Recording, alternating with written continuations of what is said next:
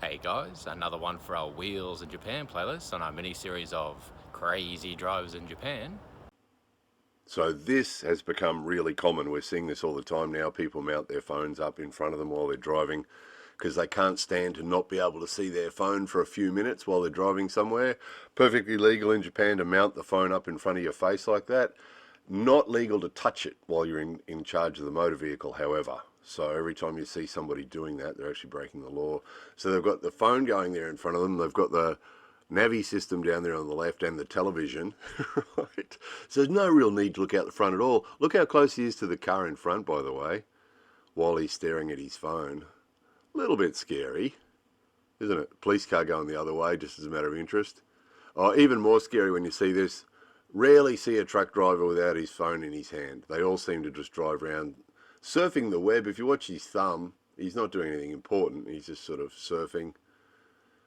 Probably a porn site or something. But they all seem to do it. Truck drivers don't seem to be able to just drive their trucks. They're a bit bored with that, so they have the phone in their hand and they stare at their phone while they're driving along. And again, we're catching these guys at the lights, but we also showed you the same thing with them moving. And not everybody puts the phone down when the light goes green either. So we've got mask earring man here doing the same thing.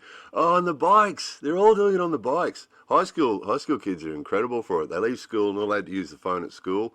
So they drive off right off down the street on their bike staring at their phone. And it's against the law in Japan too, of course, but that's irrelevant. Oh, and the following too closely. We noticed recently it does seem to be more common with the big cars.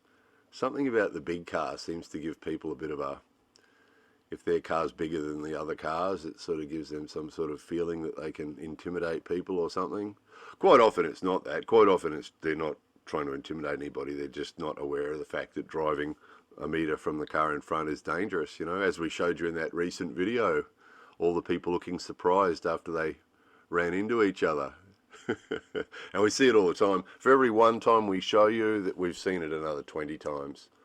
So we can't always get the camera out and show you what's happening when we get things like that. Oh, the trucks is the scariest. See, he's on his brakes there. That's how close he is. He's got to keep braking to stop from hitting that guy. That's the scariest. You look in your mirror and see one of those guys right up your tail. It's terrible. And the vans, see? You see the point about the vans? We didn't particularly pick the vans. It's just that's what we kept seeing.